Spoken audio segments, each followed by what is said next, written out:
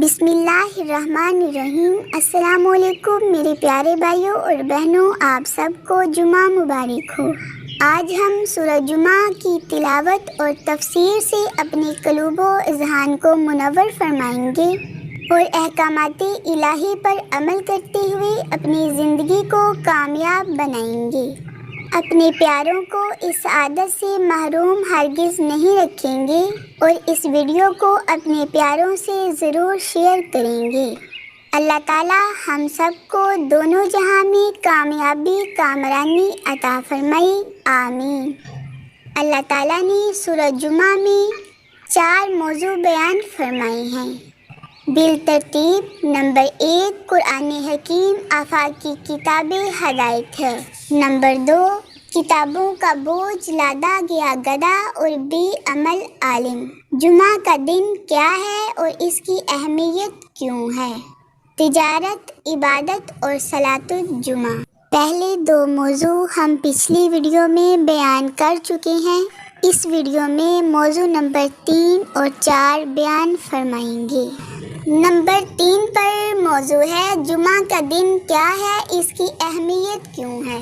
جمعہ کا لفظ جمع سے مشتق ہے۔ وجہ اشتقاق یہ ہے کہ اس دن مسلمان بڑی بڑی مساجد میں اللہ کی عبادت کے لیے جمع ہوتے ہیں، اور یہ بھی وجہ ہے کہ اس دن تمام مخلوق کامل ہوئی۔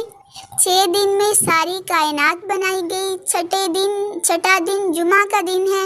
اسی دن حضرت آدم علیہ السلام پیدا کیے گئے، اسی دن جنت میں بسائے گئے، اسی دن وہاں سے نکالے گئے، اسی دن میں قیامت قائم ہوگی۔ اسی دن میں ایک ایسی ساتھ ہے کہ اس دن مسلمان بندہ اللہ تعالیٰ سے جو طلب کرے اللہ تعالیٰ اسے عنایت فرماتا ہے، جیسے کہ صحیح احادیث میں آیا ہے۔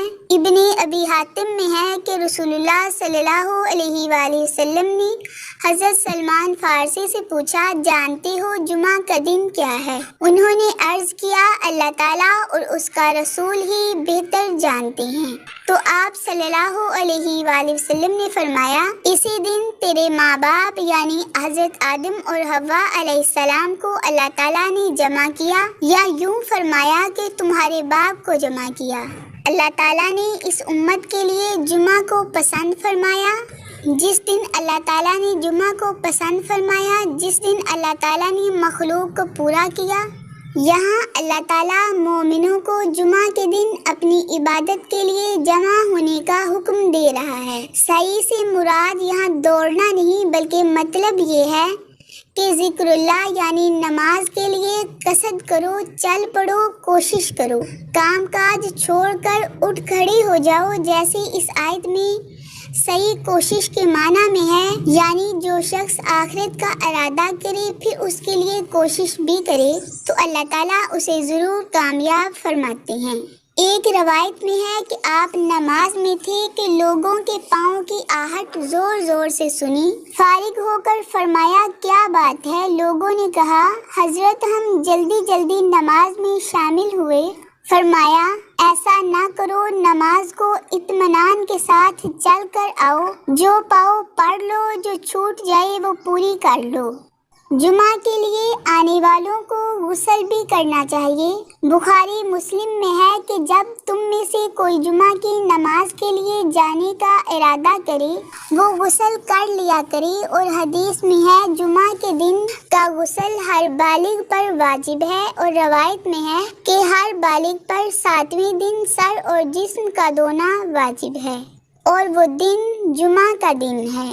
صحیح مسلم کی حدیث میں ہے کہ جو شخص جمعہ کے دن اچھی طرح غسل کرے اور سویرے سے ہی مسجد کی طرف چل پڑے، پیدل جائے، سوار نہ ہو اور امام سے قریب ہو کر بیٹھے، خطبے کو کان لگا کر سنے، لغو کام نہ کرے، تو اسے ہر ایک قدم کے بدلے سال بھر کے روزوں اور سال بھر کے قیام کا ثواب ہے۔ مستحب ہے کہ جمعہ کے دن اپنی طاقت کے مطابق اچھا لباس پہنیں، خوشبو لگائیں، مسواک کریں اور صفائی اور پاکیزگی کے ساتھ جمعہ کی نماز کے لیے آئیں۔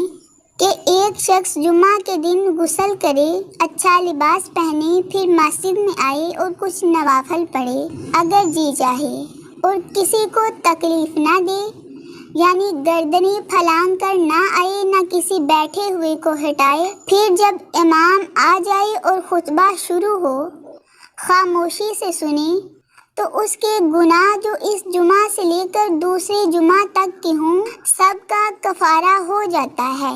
ابو داؤد اور ابن ماجہ میں ہے، حضرت عبداللہ بن سلام رضی اللہ عنہ فرماتے ہیں کہ میں نے رسول اللہ صلی اللہ علیہ وآلہ وسلم سے منبر پر بیان فرماتے ہوئے سنا کہ تم میں سے کسی پر کیا حرج ہے اگر وہ اپنے روزمرہ کے محنتی لباس کے علاوہ 2 کپڑے خرید کر جمعہ کے لیے مخصوص رکھے۔ حضور صلی اللہ علیہ وآلہ وسلم نے یہ فرمان اس وقت فرمایا جب لوگوں پر وہی معمولی چادریں دیکھی تو فرمایا اگر طاقت ہو تو ایسا کرو کہ نیا لباس خرید کر جمعہ کے لیے مخصوص کر لو۔ جمعہ میں آنے کا حکم آزاد مردوں کو ہے، عورتوں، غلاموں اور بچوں کو نہیں۔ مسافر، مریض اور تیماردار اور ایسے ہی اور عذر والے بھی معذور گنے گئے ہیں، جیسے کہ کتب فروغ میں اس کا ثبوت موجود ہے۔ پھر فرمایا جاتا ہے کہ بیع کو چھوڑ دو، یعنی ذکر اللہ کے لیے چل پڑو، تجارت کو چھوڑ دو۔ جب نماز جمعہ کی اذان ہو جائے تو علماء کرام کا اتفاق ہے کہ اذان کے بعد خرید و فروخت حرام ہے۔ اللہ تعالیٰ نے جب فرمایا کہ بیع کو چھوڑ کر ذکر اللہ اور نماز کی طرف تمہارا آنا ہی تمہارے حق میں دین دنیا کی بہتری کا باعث ہے اگر تم میں علم ہو۔ ہاں، جب نماز سے فراغت ہو جائے تو اس مجمع سے چلے جانا اور اللہ کے فضل کی تلاش میں لگ جانا تمہارے لیے حلال ہے۔ اراق بن مالک رضی اللہ عنہ جمعہ کی نماز سے فارغ ہو کر لوٹ کر مسجد کے دروازے پر کھڑے ہو جاتے اور یہ دعا پڑھتے، یعنی اے اللہ، میں نے تیری آواز پر حاضری دی اور تیری فرض کردہ نماز ادا کی، پھر تیرے حکم کے مطابق اس مجمع سے اٹھ آیا، اب تو مجھے اپنا فضل نصیب فرما، تو سب سے بہتر روزی دینے والا ہے۔ اس آیت کو پیش نظر رکھ کر بعض سلف صالحین نے فرمایا ہے کہ جو شخص جمعہ کے دن نماز جمعہ کے بعد خرید و فروخت کرے اسے اللہ تعالیٰ 70 ہی سے زیادہ برکت دے گا۔ پھر فرماتا ہے کہ خرید و فروخت کی حالت میں بھی اللہ تعالیٰ کا ذکر کیا کرو، دنیا کے نفع میں اس قدر مشغول نہ ہو جاؤ کہ آخرت کا نفع بھول بیٹھو۔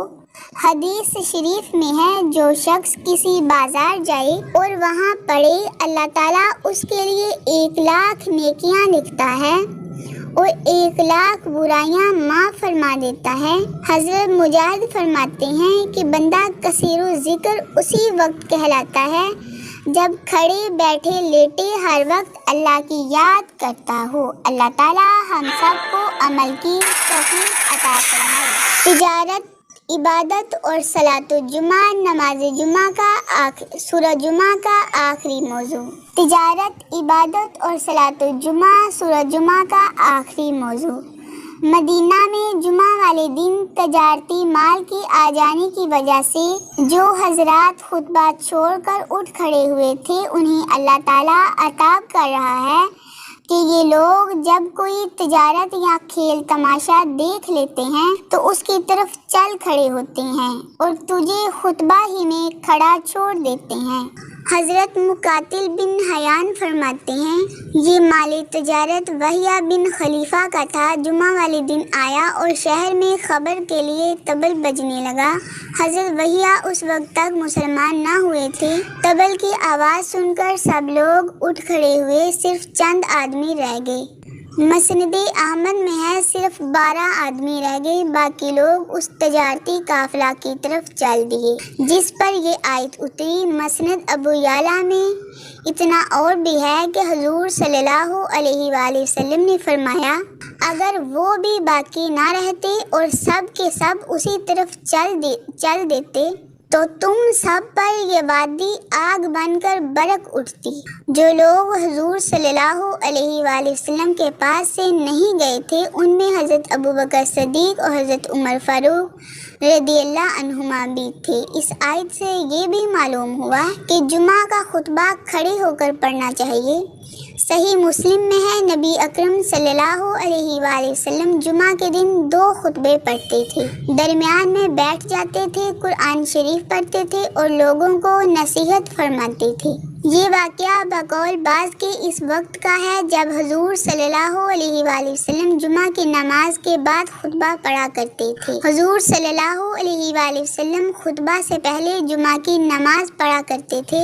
ایک مرتبہ آپ خطبہ سنا رہے تھے کہ ایک شخص نے اعلان کیا کہ وحیہ بن خلیفہ مال تجارت لے کر آ گیا ہے۔ یہ سن کر سوائے چند لوگوں کے اور باقی سب اٹھ کر کھڑے ہو گئے۔ پھر فرمایا، اے نبی صلی اللہ علیہ وآلہ وسلم، انہیں خبر سنا دو کہ دار آخرت کا ثواب اللہ کے پاس ہے، وہ کھیل تماشوں سے، خرید و فروخت سے بہت ہی بہتر ہے۔ اللہ پر توکل کرو، طلب رزق اوقات اجازت میں جو کرے اللہ اسے بہترین طریق پر روزیاں دے گا۔ الحمدللہ سورہ جمعہ کی تفسیر پوری ہوئی۔ اللہ تعالی ہم سب کو سن کر عمل کرنے کی توفیق عطا فرمائے، آمین ثم آمین۔ جزاک اللہ۔ اللہ حافظ۔